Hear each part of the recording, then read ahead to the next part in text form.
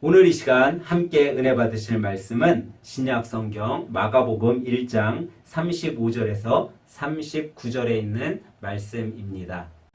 새벽 아직도 밝기 전에 예수께서 일어나 나가 한적한 곳으로 가사 거기서 기도하시더니 시몬과 및 그와 함께 있는 자들이 예수의 뒤를 따라가 만나서 이르되 모든 사람이 주를 찾나이다. 이르시되 우리가 다른 가까운 마을들로 가자. 거기서도 전도하리니 내가 이를 위하여 왔노라 하시고 이에 온 갈릴리에 다니시며 그들의 여러 회당에서 전도하시고 또 귀신들을 내쫓으시더라. 아멘. 우리 여기까지 보도록 하겠습니다. 할렐루야. 우리 이 아침에 옆에 있는 가족분들과 함께 이렇게 인사하도록 하겠습니다. 올바른 교제하고 살아요 하고 인사합니다. 오늘 예배를 드리시는 여러분과 저는 올바른 교제를 하며 살아가길 바랍니다. 여러분, 교제는 서로 사귀어 가까이 지냄을 뜻하는 단어입니다.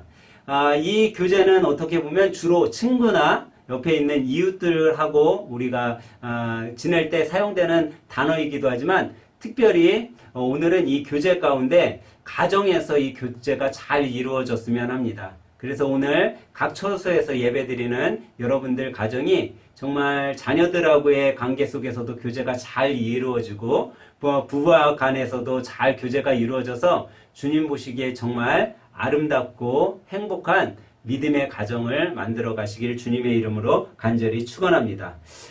오늘 예배를 드리고 계신 여러분들 얼마나 바른 교제를 하면서 살아가고 계십니까? 여러분과 우리 모두는 내주에 있는 사람들과 바른 교제를 해야 합니다. 그래야지 바른 교제를 할 때 인간관계도 좋아지고 또 사람들하고의 삶 속에서 행복이 증대되는 것입니다. 그런데 우리는 인간관계 속에서의 교제뿐 아니라 특별히 신앙인으로서 꼭 해야 되는 올바른 교제가 있는데 그것은 하나님과의 교제가 바르게 이루어야 될 줄을 믿으시기 바랍니다. 하나님하고의 교제가 잘 이루어져야 된다라는 거예요. 제가 예전에 사역하던 교회에 있을 때 한 집사님이 저에게 찾아와서 이런 이야기를 했습니다. 목사님, 저는 요즘에 너무 즐거운 일이 있어요. 그러시는 거예요. 그래서 제가 그 집사님한테 무슨 일이 그렇게 즐거우시냐고 여쭤봤어요. 그랬더니 이 집사님이 자기는 요즘에 자기 딸과 함께 손을 꼭 잡고 동네를 산책하고 공원을 산책하는 일이 너무나 즐겁다는 거예요. 그래갖고 제가 집사님 참 부럽네요 하고 말씀드렸어요. 근데 이 집사님이 한 며칠 있다가 다시 찾아오신 거예요. 그러더니 목사님, 우리 딸이 저하고 그렇게 산책하고 즐겁게 지냈는데 그러더라는 거예요. 아빠, 나 몇 주간 아주 급하게 볼 일이 있어서 아빠하고 산책을 못하니까 좀 이해해 달라고 했다라는 거예요. 아니, 조금이라도 그래도 산책을 손잡고 해주지 내가 그렇게 좋아하는데 딸이 너무 무심했다라는 거예요. 그래가지고 제가 좀 섭섭하셨겠네요 그랬어요. 근데 몇 주가 있다가 이 집사님이 또 찾아오신 거예요. 그러면서 다시 얘기하는 거예요. 목사님, 저희 딸이 왜 저하고 산책하지 못했는지 아세요? 그러는 거예요. 그래서 내가 뭐 때문에 그러셨는데요? 그랬더니 딸이 내 생일날 내가 쓸 그 손수건을 직접 만드느라고 몇 주 동안 시간을 못 냈었다고 그러는 거예요. 목사님 정말 집사님 정말 좋으셨겠네요. 딸이 그렇게 집사님을 생각해서 아빠를 생각해서 그런 선물도 해주시고. 그랬더니 이 집사님이 하는 얘기가 목사님, 그래도 저는 어떤 선물을 받는 것보다 우리 딸하고 손을 꼭 잡고 거니는 게 너무나도 즐거워요. 너무나도 행복해요. 그게 가장 좋은 선물이에요. 그러는 거예요. 제가 지난주에 우리 사모님 손을 잡고선 지난 주일 저녁에 동네를 산책을 했습니다. 우리 사모님도 이러이 집사님처럼 그런 마음이었었는지 모르겠지만 우리는 부모님을 잘 섬겨드려야 돼요. 근데 제가 이 집사님하고의 이런 이야기를 하면서 하나 생각하게 된 게 하나님의 마음도 이 집사님의 마음처럼 그러지 않았을까 하는 생각을 해보게 되었어요. 우리는 때론 신앙생활을 할 때 그렇게 생각을 하죠. 내가 과연 하나님을 위해 어떤 일을 할까? 나는 과연 교회를 위해 어떤 일을 할 수 있지? 나는 주일학교 위해 어떤 봉사를 할까? 아니면 나는 교회 가서 오늘 청소를 할까? 교회를 어떻게 예쁘게 단장할까 하고 생각을 합니다. 그러면서 난 주님의 일을 위해 어떤 일을 하면 좋을까? 또 이 일들을 하나님이 기뻐하시겠지? 하며 생각한다라는 거예요. 그런데 그런 여러분과 저를 보고 주님은 이렇게 말씀하신다라는 거예요. 현주야, 너가 교회 일을 열심히 하고 또 교회를 예쁘게 꾸미고 그런 것도 내가 너무 좋고 바라는 일이지만 그것보다 내가 너에게 더 바라고 더 좋은 일은 다른 것이 아니야. 유미야, 나하고 좀 같이 있지 않겠니? 경희야, 내 손을 함께 잡고 거닐지 않겠니? 현주야, 나하고 시간을 조금만 보내지 않겠어? 주님은 이렇게 여러분과 저에게 이야기하신다라는 거예요. 그런데 우리는 그런 주님의 생각과는 다르게 우리의 생각으로 신앙생활을 하고 있지 않냐라는 거죠. 우리 교회는 아직 작아서 그러지는 못하지만 큰 교회에 다니시는 분들은 이 큰 교회는 이제 성가대가 있잖아요. 이 성가대 일을 열심히 봉사합니다. 이 성가대를 하기 위해서 일주일 내내 고생하고 또 일주일 내내 연습하고 그래요. 근데 이 성가대를 열심히 준비하느라 하나님과의 교제의 시간이 없다면 그거야말로 정말 잘못된 신앙생활, 꼭 필요한 것을 놓치고 있는 신앙생활을 하고 있다라는 거죠. 그런데 여러분, 이렇게 교회 일에 바쁘고 교회 식구들에 의해 봉사를 하고 그런 분들이 신앙생활 잘할 것 같잖아요. 그런데 이런 분들이요, 오히려 시험에 더 잘 빠진다라는 거예요. 오히려 사람들과의 트러블 생기면요, 교회에 봉사하던 그런 의욕이 금방 다 사라지게 된다라는 거예요. 여러분, 왜 이렇게 교회 일에 열심히 하고 그랬던 분들이 이렇게 쉽게 시험에 빠지고 넘어가는 걸까요? 그거는 그 마음속에 안식이 없었기 때문에요. 그 마음속에 평안이 없었기 때문에요. 그 마음속에 넉넉한 마음이 없었기 때문에 시험이 오니까 쉽게 넘어지는 거예요. 그런데 이 마음속에 안식과 평안과 넉넉한 마음은 어떻게 이루어질 수 있냐면 바로 하나님과의 교제를 통해서 이루어질 수 있다는 거죠. 이 마음속에 안식과 평안과 넉넉한 마음이 있지 않고서는 하나님의 선한 사업을 위해 우리가 열정을 갖고 일할 때 다가오는 그런 시험을 이길 수 없다라는 거예요. 이런 것들이 우리 안에 충만하게 흘러야지만 이길 수 있다라는 거죠. 우리 예수님께서도 인간의 모습으로 이 땅에 오셨을 때 인류 구원 사역을 아주 정말 어떻게 보면은 100% 완벽하게 완성하실 수 있었던 이유는요, 하나님과의 교제를 끊임없이 하셨기 때문에요. 하나님과의 교제의 끈을 놓치지 않으셨기 때문에 예수님은 이 사역을 완벽하게 준행하실 수 있었던 거죠. 근데 우리가 그걸 어떻게 알 수 있죠? 예수님은 어떤 일을 하든지요, 항상 기도로 했다라는 거예요. 하나님과의 기도를 통해, 그 교제를 통해 모든 사역을 이루어 가셨다라는 거죠. 예수님은 기도하지 않고서는 어떤 일도 행하시지 않으셨어요. 예수님은 기도하지 않고서는 어떤 곳에 가시지도 않으셨어요. 이렇게 예수님은 몸소 기도를 함으로써 하나님과의 교제의 시간을 끊임없이 지속적으로 갖고 있고 하나님과의 교제를 통해 모든 사역을 이룰 수 있었던 거죠. 그렇기 때문에 예수님의 기도 생활은 우리가 어떤 기도 생활을 하셨는지를 우리는 한번 생각해 봐야 된다는 거예요.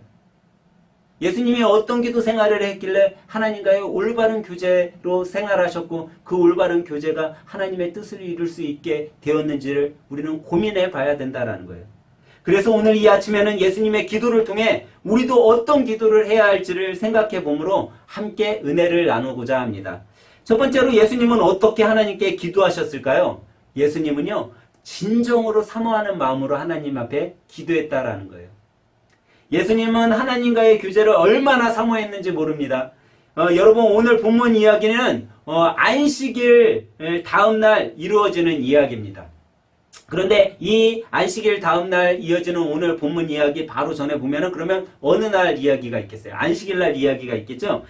이 안식일 날에 예수님의 행적을 살펴보면은 마가복음 1장 21절서부터 나오는 이야기인데요. 이때 예수님의 행적은 이랬어요. 예수님은 안식일이니까 회당에 들어가서 하나님 나라와 복음에 대해서 가르치셨죠. 열심히 가르치셨어요. 천국에 대해서 가르치고 또 성경에 대해서 가르치셨죠. 그런데 그때 무슨 일이 일어나냐면 귀신 들린 자가 있었어요. 예수님은 이 귀신 들린 사람의 몸에서 이 귀신을 내쫓아 주시죠. 여러분, 귀신을 내쫓은 일이 쉬울까요? 어려울까요? 여러분들 생각에 귀신을 내쫓는 거 쉬울까요? 어려울까요? 지금 바로 보이지는 않지만 여러분들 화상 속에 보이는 여러분들은 귀신 한두 마리는 그냥 내쫓으실 것 같아요. 그 정도의 굳건한 믿음을 갖고 계신 분들 같아요. 근데 여러분 귀신을 내쫓는 것 그거는요 무척 힘들었을 거예요.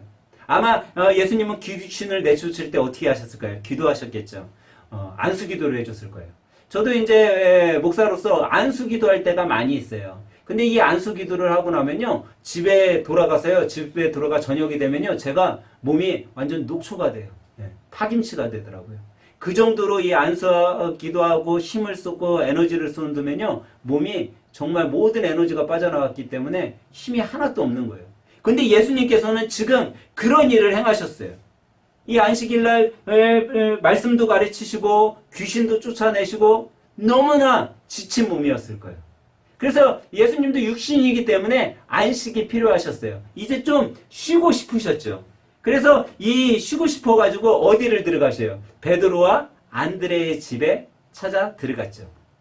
그런데 이 베드로와 안드레의 집에 들어가서 예수님은 안식할 수 있었냐? 그렇지 못했다라는 거예요. 왜 그렇지 못했어요? 베드로의 장모가 열병으로 누워 있었기 때문이에요. 좀 쉬고 싶어서 들어갔는데 베드로의 장모의 집에 있는 사람들이 예수님께 오는 거예요. 예수님 큰일 났습니다. 베드로의 장모님이 이제 열병으로 쓰러져서 누워 있습니다. 하면서 시시콜콜하게 다 이야기를 하는 거예요. 여러분 생각 가운데 만약에 여러분들이 알고 있는 일을 누군가가 와서 다 일일이 하나하나 설명한다고 생각해 보세요. 여러분들 다 알고 있는 일을 다 일일이 설명하면 듣기 좋겠어요? 아니면 그만하라고 하겠어요? 저 같으면 그랬을 것 같아요. 다 알고 있으니까 그만 얘기해라. 내가 좀 쉬었다가 좀 하자. 라고 그랬을 것 같아요. 근데 예수님은 그러지 않으셨어요. 예수님은 그렇게 피곤하고 힘든데도 이 베드로의 장모의 열병을 고쳐주셨어요. 베드로의 장모의 열병을 고쳐주기 위해 기도하셨어요. 예수님은 자신의 힘과 에너지를 또 한 번 베드로의 집에 들어가서 또 사용하시게 된 거죠. 그런데 이것으로 또 안식일에 예수님의 사역이 끝났냐? 그렇지 않다라는 거예요. 얼마나 힘드셨겠어요. 이 베드로의 장모가 열병으로 인해 열병에 누워 있다가 예수님께 기도를 받고 이제 병이 치료됐다라는 것이 순식간에 동네에 소문이 난 거예요. 이 소문이 나자 동네에 있는 병자라는 병자는 다 온 것 같아요. 또 그것을 보기 위해 동네에 있는 사람들이 구경을 하러 또 왔어요. 얼마나 많이 왔냐면은 오늘 본문 앞인 33절에 이렇게 말씀하고 있어요. 온 동네가 그문 앞에 모였더라. 온 동네가 그문 앞에 모였다는 건 뭐예요? 온 동네 사람이 다 모였다라는 거예요. 병자 열병만 있는 사람만 온 것이 아니라 병자란 병자는 다 오고 병자가 아닌 사람들까지도 다 왔다라는 거예요. 근데 그런 사람들을 예수님이 어떻게 대해 주셨냐라는 거예요. 오늘 본문 바로 앞인 34절에 이렇게 말씀하고 있어요. 예수께서 각종 병이 든 많은 사람을 고치시며 많은 귀신을 내쫓으시되 귀신이 자기를 알므로 그 말하는 것을 허락지 아니하시니라. 예수님께서는 그 모든 사람들 병든 자들을 다 고쳐주신 거예요. 귀신 다 들린 자들을 다 내쫓아 주셨다는 거예요. 한 명도 빠짐없이 다 고쳐주셨다는 거예요. 아마도 예수님은요 어마어마한 에너지를 사용하셨을 거예요. 너무나 힘드셨을 거예요. 근데 예수님이 어떻게 그런 사역을 할 수 있었냐라는 거예요. 밤이 맞도록 그 안식일이 저물어가는 그 시간까지 그렇게 할 수 있었냐라는 거죠. 예수님은 안 피곤하셨을까요? 예수님도 너무 피곤하셨을 거예요. 너무 힘드셨을 거예요. 제가 종종 우리 교회 집사님들을 보고 집사님은 슈퍼맨인 것 같아요. 원더우먼인 것 같아요. 라고 얘기를 해요. 어떤 집사님은 1인 3역을 하시는 집사님도 제가 봐요. 너무나 열심히 살고 있는 거죠. 정말 힘을 다해 하루하루를 최선을 다해 살아가는 모습을 보게 되죠. 근데 만약에 여러분이 정말 그렇게 1인 3역으로 하루 동안 열심히 일을 했어요. 그리고 이제 쉬게 되었어요. 근데 그 다음날 특별히 할 일이 없어요. 그러면 여러분들은 어떤 생각을 하겠어요? 야, 오늘은 별로 할 일이 없으니까 우리 좀 더 자자. 그런 생각 안 들겠어요? 나 조금만 더 자야겠다. 아니 더 자자가 아니라 그냥 아주 늘어지게 잠 좀 자자라고 생각하지 않겠어요? 그런데 예수님은 그렇지 않으셨어요. 이렇게 바쁘게 하루를 보내고 예수님의 모습을 우리 한번 살펴보세요. 오늘 우리가 읽은 본문 35절을 이렇게 이야기하고 있어요. 새벽 아직도 밝기 전에 예수께서 일어나 나가 한적한 곳으로 가사 거기서 기도하시더니, 예수님은 하루 안식일 동안 하루 종일 너무나도 힘들고 너무나 그 많은 에너지를 썼음에도 불구하고 이 새벽에 뭐하고 계세요? 한적한 곳으로 나가서 기도하고 있었어요. 여러분, 예수님에게 있어서 기도는 무엇이었을까요? 예수님에게 있어서 기도는요, 의무가 아니었던 거예요. 만약에 의무로 기도를 한다라고 하면은 예수님은 이렇게 기도하지 못하셨을 거예요. 근데 예수님에게 있어서 기도는요, 기쁨이요, 즐거움이요, 안식이었던 것이에요. 쉼이었던 것이죠. 예수님은 기도하면서 쉬셨던 거예요. 기도하면서 평안을 누렸던 거예요. 기도하면서 새 힘을 받은 거예요. 그렇기 때문에 예수님은요, 이렇게 피곤하게 하루를 보냈음에도 불구하고 그 새벽에 또 하나님과 기도하기 위해, 하나님과 교제하기 위해 기도하셨던 거예요. 바로 기도는요, 이렇게 우리들에게 정말 위대한 힘도 주고 위대한 안식도 주는 거예요. 그렇기 때문에 우리는요, 기도하는 자가 돼야 된다는 거예요. 아마도 여러분들 중에 그런 분들이 있을 거예요. 목사님, 저는 너무 피곤해가지고요, 오늘은 좀 기도를 쉬었으면 좋겠어요. 오늘은 너무 하루 일들이 너무 바빴기 때문에 오늘은 좀 잠깐 안식하고 내일 기도할게요 하시는 분들이 있어요. 그런데요, 여러분, 기도는요, 우리가 생각하는 것하고는 달라요. 기도하면 힘들 것 같잖아요. 기도하면 내가 더 지칠 것 같잖아요. 그렇지 않다라는 거예요. 예수님께서는 기도를 통해서 새 힘을 얻었다라는 거예요. 기도를 통해서 안식을 얻었다라는 거예요. 왜 예수님은 이렇게 기도를 하셨을까요? 왜 예수님은 기도를 통해 하나님과 교제를 하셨을까요? 그것은 하나님을 너무나도 사랑했기 때문에. 하나님을 아버지 하나님을 너무나도 사랑하니까 그분과 교제하는 게 너무 좋은 거예요. 여러분, 사랑해 보셨어요? 사랑? 우리 황유민 집사님은 사랑해 보신 것 같아요. 예. 여러분, 이렇게 사랑해 보면 사랑하는 옆에 사람을 만나는 게 즐거워요, 안 즐거워요? 옆에 사람 만나는 게 즐겁죠. 예. 매일매일 만나도 또 만나고 싶잖아요. 사랑하면 그런 거예요. 사랑하면 그 사람을 내가 아무리 피곤해도 그 사람을 만나러 가는 것이 피곤치 않아요. 내가 아무리 힘이 들었어도 그 사람을 만나면 힘이 나요. 그래서 뭐 그런 얘기 하잖아요. 내 안에 뭐 충전 막 이런 거 하잖아요. 예? 그 사람을 내 안에 충전하겠다라는 거예요. 예. 사랑이라는 것은요, 나를 힘나게 해주는 거예요. 그렇기 때문에 예수님은 그 사랑하는 하나님과 교제하기 위해 그 이른 새벽에 기도했던 거예요.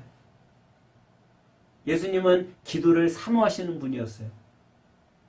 기도가 가장 좋은 것임을 알았기에 기도를 진정으로 사모하는 분이셨어요. 여러분, 인생 속에 무엇을 사모하며 살아가세요? 세상 사람들은 부유함, 돈을 사모하며 살아가요. 어떤 사람은 인기를 사모하며 살아가요. 또 어떤 사람은 권력을 사모하며 살아가죠. 또 어떤 사람은 자기가 출세하는 일을 사모하며 살아가요. 어떤 사람은 성적인 쾌락을 사모하며 살아가는 사람도 있죠. 지금 예배를 드리시는 여러분과 저는 무엇을 사모하며 살아갈 것이냐라는 거죠. 오늘 주님이 지배하고 있는 가장 큰 사모함은 바로 하나님과의 교제였음을 여러분 깨달으시기 바랍니다. 주님은 하나님과의 교제를 가장 사모하셨어요. 여러분과 저는 얼마나 큰 사모함 가운데 하나님께 기도하고 있으십니까?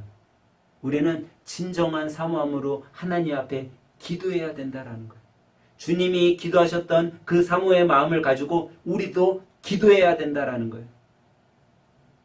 그 사모함으로 하나님이 가장 원하시는 교제, 나하고 좀 거닐지 않겠니? 나하고 좀 함께 지내지 않겠니? 나하고 함께 시간 좀 보내지 않겠니? 그런 하나님의 마음을 우리가 사모하는 마음으로 기도할 때 그 마음을 알 수 있게 된다라는 거예요. 그렇기 때문에 여러분과 저는 사모하는 마음을 가지고 기도하시는 여러분과 저가 되길 주님의 이름으로 간절히 축원합니다. 두 번째로 예수님은 어떻게 하나님과 기도하셨냐면요, 계획을 가지고 기도하셨다라는 거예요.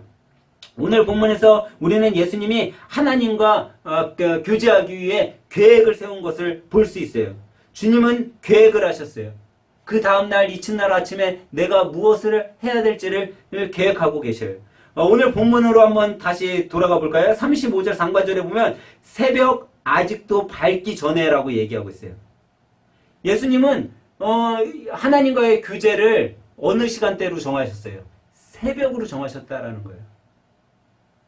하나님과의 만남의 그 교제의 시간, 기도의 시간을 다른 시간대가 아닌 새벽으로 정하셨어요. 또 예수님께서는 하나님과의 만남의 장소를 어디로 두셨어요? 오늘 35절 하반절에 보니까 예수께서 일어나 나가 한적한 곳으로 가사 거기서 기도하시더니, 주님은 하나님과의 둘만의 장소를 어떤 곳으로 잡으셨어요? 한적한 곳으로 잡으셨다라는 거예요. 누구에게 방해받지 않는 가장 좋은 시간과 가장 좋은 장소를 계획해 놓으셨다라는 거예요. 그리고 그곳에 가서 하나님께 기도하면서 교제의 시간을 보내셨다라는 거죠. 그렇기 때문에 여러분, 우리도요, 하나님과의 교제의 시간, 주님과의 교제의 시간을 가질 때는 계획을 가지고 교제의 시간을 가져야 된다라는 거예요. 기도의 시간을 가져야 된다라는 거예요. 어떤 분들은 예수님께서 새벽에 기도하셨기 때문에 우리도 새벽에 기도해야 된다라는 분들도 있는데, 여러분 꼭 그런 건 아니에요. 만약에 내가 새벽을 정말 깨울 수 없는 그런 정말 힘든 일을 하고 있는 분들이라면 새벽이 아니어도 좋아요. 내가 주님과의 잘 맞는 시간을 정해놓고 정말 주님과의 온전히 교제할 수 있는 장소를 정해놓고 주님 앞에 기도한다면 그 시간이 정말 중요한 시간이 된다라는 거죠. 그러니까 다시 말해서 기도의 본질이 중요한 것이지 기도의 어떤 형식적인 게 중요하지 않다라는 거예요. 사랑하는 여러분, 계획을 가지고 기도하시기 바랍니다. 근데 예수님께서는요, 이 계획을 가지고 기도를 잘 하셨어요. 근데 이 계획은요, 계획을 잘 세워놓고 무슨 일을 추진하는 사람은요, 이 계획이 자기 삶의 습관이 되어버리는 거예요.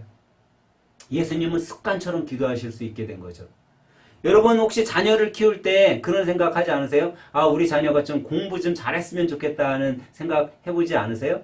그러면서 또 한편으로 그런 분들도 있다고 그래요. 얘는 어차피 공부하고 담싼 녀석이야. 쟤는 공부로 성공할 수는 없어. 그러고선 아예 자녀를 공부하고는 멀리 놓는 그런 분도 있지 않으세요? 근데 여러분 한번 생각해 보세요. 아이가 공부 안 하는 게 꼭 아이의 잘못인가? 그거는요, 우리의 잘못도 있다라는 거예요. 자녀 보러는 공부하라고 해놓고 본인은 거실에서 테레비를 있는 대로 소리를 키워놓고 테레비를 보고 있다고 하면 자녀가 방에서 공부가 되겠어요? 공부가 안 되죠. 제가 몇 주 전에 신혜라 배우가 나오는 신박란 정리라는 프로그램을 보게 됐어요. 근데 이 프로그램에서 신혜라가 그런 얘기를 하는 거예요. 오픈된 공간에서 공부하는 자녀가 75%가 명문대를 들어갈 가능성이 있다는 거예요. 오픈된 장소라는 건 뭐예요? 아빠도 엄마도 그 가족 식구들이 다 볼 수 있는 공간에서 공부하는 거예요. 그러면 그런 공간이 되려면 어떻게 해야 돼요? 아빠도 공부해야 되겠죠. 엄마도 공부해야 되겠죠. 가족 모두가 공부하는 거예요. 가족 모두가 책을 보는 거예요. 그런 공간을 만들어주면은 아이가 저절로 이 시간대가 되면 우리 가족이 모두가 공부하는 시간대구나. 그 계획을 세워놓으면요, 그것이 자연적으로 계획 가운데 공부하게 되는 거예요. 우리 자녀를 우등생으로 만드는 거죠. 근데 그 계획이 차츰차츰 습관으로 자리 잡게 되는 거예요. 내가 공부해야 되겠구나. 그래서 우리 자녀가 나도 모르게 습관으로 자리 잡게 되고 그 습관이 우리의 자녀들을 공부하는 자녀로 만드는 거죠. 그것이 무엇을 통해서 나왔어요? 계획, 부모의 계획, 준비된 계획이 있지 않고서는 그런 일들이 이루어질 수 없다라는 거예요. 기도도 마찬가지예요. 기도도 우리 안에 습관처럼 자리 잡기 위해서는요, 우리가 어떻게 해야 돼요? 계획하고 계획을 세워놓고 기도해야 된다라는 거예요. 뭔가 뚜렷한 계획 속에서 기도해야 된다라는 거죠. 그런데 여러분, 우리가 신앙생활도 그렇다라는 거예요. 여러분, 신앙생활 잘해보고 싶지 않으세요? 신앙생활 사람들의 이름에 저분은 정말 믿음 있는 분 같아. 저분 보면 정말 신앙인 같아. 그런 소리 듣고 싶지 않으세요? 코로나19로 인해 교회가 질타를 받고 욕을 먹고 있을 때, 이럴 때면 더욱더 내가 더 신앙인으로서 더 잘 살아야지 하는 그런 생각을 안 해보세요? 저는 이제 그런 분들을 이제 종종 보게 돼요. 집사님들이 찾아서 목사님, 정말 신앙생활을 잘하고 싶은데 신앙생활을 어떻게 하면 잘할 수 있을까요? 하는 분들을 만나게 돼요. 제가 그분들한테 항상 똑같이 얘기해요. 집사님, 신앙생활을 잘하려면요, 하루에 11분 동안 기도하시고요, 11분 동안 성경을 보시고요, 11분 동안 전도를 하세요. 그러면 신앙생활을 잘할 수 있습니다. 여러분 11분 하면 다 합치면 몇 분이에요? 33분이죠. 33. 어디에서 많이 들어본 숫자 아니세요? 예수님의 나이. 잊어버리지 않겠죠? 우리가 매일 11분 동안 기도하고 11분 동안 성경 보고 11분 동안 전도하면요, 그 33분으로 인해 여러분과 저의 인생이 바뀔 수 있다라는 거예요. 여러분과 저의 인생이 역전되게 된다라는 거예요. 사랑하는 여러분, 중요한 것은 나만의 기도의 시간이 필요하다라는 거예요. 나만의 장소가 필요하다라는 거예요. 그것을 계획하고 실천할 때 우리는 그 시간과 그 장소에서 주님을 만나게 되고 주님의 뜻을 알아가게 되고 주님께서 우리 삶의 역사하심을 경험하게 될 줄 믿으시기 바랍니다. 그렇기 때문에 우리는요, 계획 가운데 주님과 만나야 돼요. 주님께서 계획 속에 하나님을 만나셨던 것처럼 오늘 예배드리는 여러분들, 주님의 기도하심을 본받아 우리도 계획한 가운데 주님을 만나고 하나님께 기도하는 여러분 되시길 주님의 이름으로 간절히 축원합니다. 그러면 마지막 세 번째로 이 기도를 통해 어떤 결과가 여러분과 저에게 주어지냐라는 거예요. 예수님은요, 이런 기도를 통해 무엇이 주어졌어요? 삶의 분명한 목적이 있었다라는 거예요. 예수님은 이런 기도의 삶을 통해 그냥 허랑망탕한 삶을 살아간 것이 아니라 분명한 삶의 목적 가운데 생활하셨다라는 거죠. 오늘 본문 36절과 37절을 한번 우리 다 같이 읽어보도록 하겠습니다. 본문 36절과 37절 시작. 시몬과 및 그와 함께 있는 자들이 예수의 뒤를 따라가 만나서 이르되 모든 사람이 주를 찾나이다. 여기 보니까요, 지금 누가 예수님을 찾아왔어요? 시몬과 그의 제자들, 예수님의 제자들, 함께한 사람들이 다 누구를 찾아왔어요? 예수님을 찾아왔어요. 예수님이 지금 어디에서 기도하고 있는데? 한적한 곳에. 거기까지 지금 찾아온 거예요. 그리고선 뭐라고 얘기해요? 예수님, 수많은 사람들이 예수님을 지금 찾고 있어요. 이 수많은 사람들이 어떤 사람일까요? 아마도 많은 병자와 많은 귀신 들린 자들일 거예요. 그들이 병을 고침받고 싶고 귀신이 좀 자기 몸에서 좀 쫓아내주고 싶은 그런 마음을 갖고 예수님을 이른 새벽부터 찾아왔을 거예요. 아마 이것은 베드로의 집에서 일어났었던 베드로 장모가 열병에서 치유받고 수많은 사람들이 병이 난 게 그 새벽에 수많은 곳으로 전파돼서 소문이 났기에 더 많은 사람들이 몰려왔을 거예요. 그런데 이런 제자들의 또 거기에 따라온 사람들의 이야기를 듣고 예수님께서 뭐라고 얘기하고 계시다라는 거예요. 본문 38절에 이렇게 말씀하고 계세요. 이르시되 우리가 다른 가까운 마을로 가자. 거기서 전도하리니 내가 이를 위하여 왔노라 하시고. 예수님은요, 야 그래? 사람들이 그렇게 많이 와서 야 빨리 가자. 빨리 가서 그 사람들 병자들도 고쳐주고 귀신도 좀 내쫓고 그래야겠다라고 말씀하시지 않으셨다라는 거예요. 왜 예수님이 이렇게 말씀하지 않으셨을까요? 예수님이 사랑이 없으셔서 그러셨을까요? 아니면 예수님이 그 사람들은 고침받지 말아야 될 사람이기 때문에 고치지 않아야겠다라고 생각하셔서 그러셨을까요? 아니면 예수님이 고칠 힘이 이제 더 이상 없으셔서 그렇게 말씀하셨을까요? 아니라는 거예요. 예수님은 그 오늘 사역할 일, 그 일이 분명한 일들이 내가 계획해놓은 그 분명한 삶의 목적이 있었다라는 거예요. 오늘은 지금 나에게 찾아온 사람들을 고치는 게 내 삶의 목적이 아니라는 거예요. 그들의 귀신을 내쫓는 것이 내 삶의 목적이 아니라는 거예요. 여러분, 우리가 보면요, 우리의 삶 속에 이런 사람들을 볼 수 있어요. 삶 속에 어려움이 있거나 아니면 어떤 일들이 있을 때 그냥 충동적으로 행하는 사람들을 볼 수 있어요. 요즘 여러분 가요 장르 중에 무엇이 대세라고 그래요? 트롯이 대세잖아요. 근데 얼마 전에 뉴스에 이 트롯 가수 중에 김호땡이라는 가수가 뉴스에 나온 적이 있어요. 근데 이 김호땡이라는 가수가 뭐 때문에 뉴스에 나왔냐면 전 매니저 때문에 스포츠 도박을 했대요. 이 인터넷으로 도박을 한 거죠. 근데 뭐 하루에 3만 원, 5만 원짜리 도박을 했다고 하는데 뭐 사실인지 아닌지는 잘 모르겠지만 하여튼 도박을 해갖고 뉴스에 나왔어요. 근데 왜 이 가수가 이런 잘못, 이런 것들을 저질렀을까요? 그것은 계획된 삶을 살지 않았기 때문에, 충동적인 삶을 살았기 때문에. 계획된 삶을 살지 않으면요, 우리는 잘못을 저지르게 돼요. 실수하게 돼요. 뭔가 불의한 일에 빠지게 된다라는 거예요. 그렇기 때문에 우리는요, 계획된 삶, 분명한 삶의 목적이 있어야 된다라는 거죠. 예수님은요, 그 삶의 목적이 병 고치는 일이 아니었어요. 예수님은 삶의 목적이 귀신 쫓는 것이 아니었어요. 예수님의 삶의 목적은 병 고침과 귀신 쫓음이 아니라 전도하는 일이셨다라는 거예요. 전도하는 일이 삶의 첫 우선순위고 부수적으로 따라온 게 병 고침과 귀신 쫓음 이런 일들이었다라는 거죠. 그런 사역이었다라는 거죠.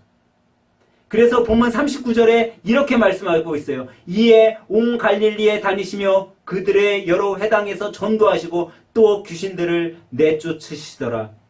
예수님은 자신의 계획대로 그날 사역을 하신 거예요. 무슨 사역을 하셨어요? 전도의 사역을 하셨어요.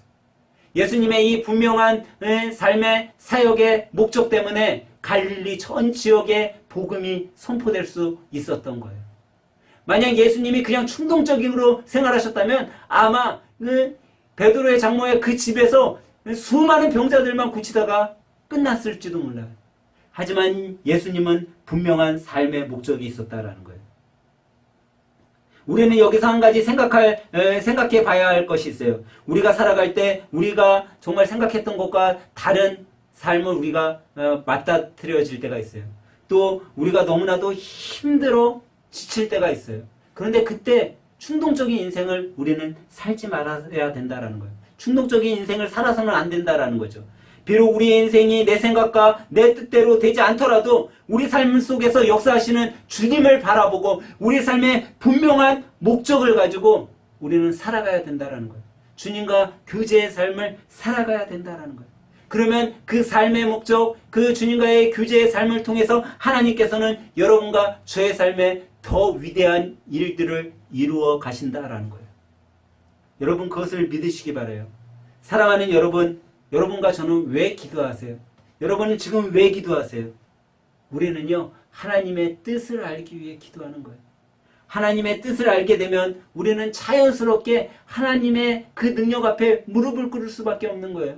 하나님 앞에 다 내려놓고 복종할 수밖에 없는 거예요. 그러면요, 우리가 주님 앞에 다 내려놓으면요, 주님께서는 그 모습을 보시고 여러분과 저를 이제 사용하시기 시작하는 거예요. 하나님의 도구로, 주님의 도구로 사용하시는 거예요. 그런 사람은 성령의 인도하심을 받기 때문에요, 여러분 흔들리지 않는 거예요. 충동적인 삶을 살지 않는 거예요.